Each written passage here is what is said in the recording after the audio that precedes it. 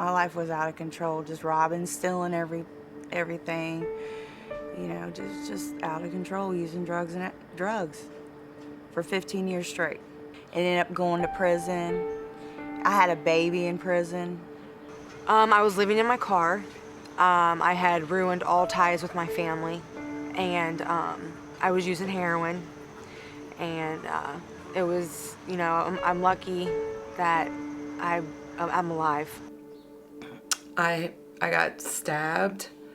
A man stabbed me 5 times and robbed me for $13. I believe that I had a divine intervention by just placing me in that prison and saving me from myself, because I was on a path of destruction.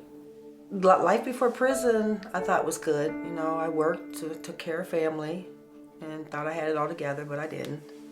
And got into a, you might say, negative relationship that kind of turned bad. My life was a miserable existence, actually. I was a slave to the alcohol and the drugs, and it was just a horrible, horrible place to be. Because if that was living, I'd rather be dead, because I didn't want to live. I had no desire anymore. My other daughter was addicted to drugs. She was in the NIC unit for 4 months. You know, she went into foster care, you know, and then just one day when I walked in there, she was gone. I never knew. They just told me, you can come and see her, but you'll never know when she's gone. When I walked in and my daughter wasn't there, it was the hardest thing in my life, for real.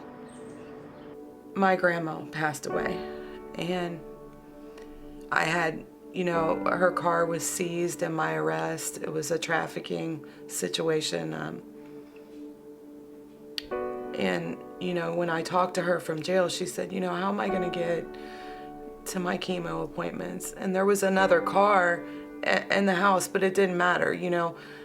I did that, you know, and I took something from her right before she passed, and I wasn't able to attend her funeral.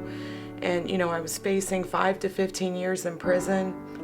It was more mental and emotional, you know, where he was stalking me, sitting down the road, watching everything, getting in my house when I was in the shower. There was an altercation where we were at, so I asked somebody else to take me home to avoid any further incidents, and he followed me home.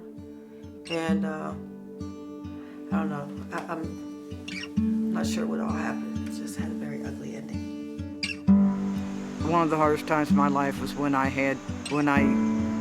it was actually years ago, but I had to place my children with someone in the family, and I placed them with my younger brother, where I knew they'd be safe, but it was just, I didn't want to place them with anybody, but I knew I had to get treatment. I would have to say one of the hardest things I've ever faced was laying my will down. That was really hard, my pride, and just being very transparent and not being embarrassed or ashamed or anything of my past. Because if I didn't let all that out, I would still be harming myself. I know I gotta quit beating myself up for what happened. But sometimes it's hard because, you know, he's not alive anymore. And I do think about his children. They pretty much grew up without a father. And, you know, you go through storms sometimes, and it's like, even though I served my time in prison,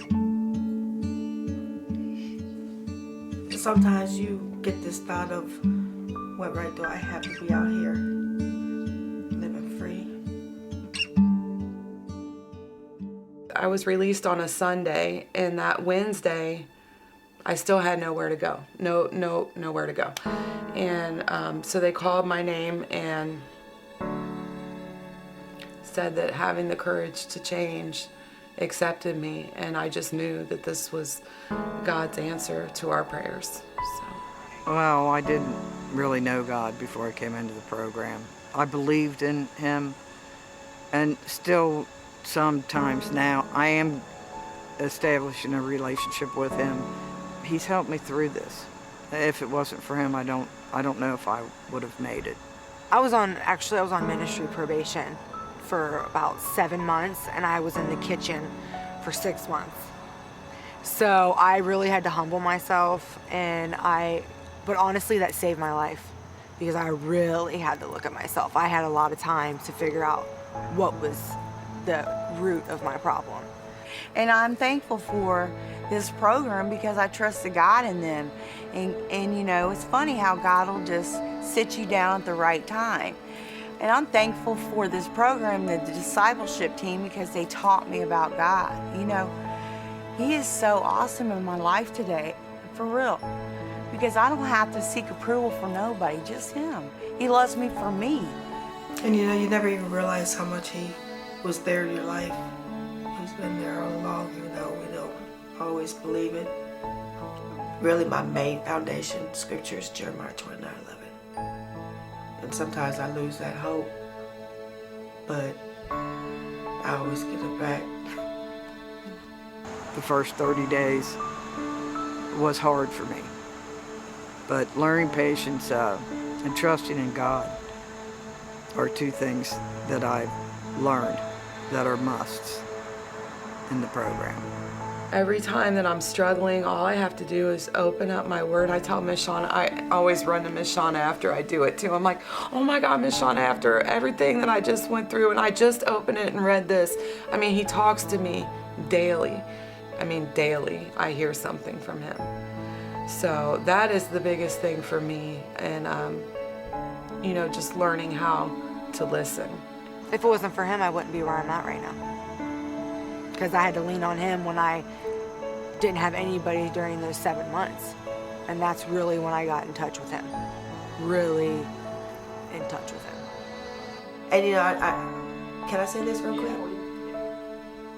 With all heartfelt sincerity, I want to thank City Gospel, having the courage to change, from the very top to the very bottom. Because without them, there would be no us.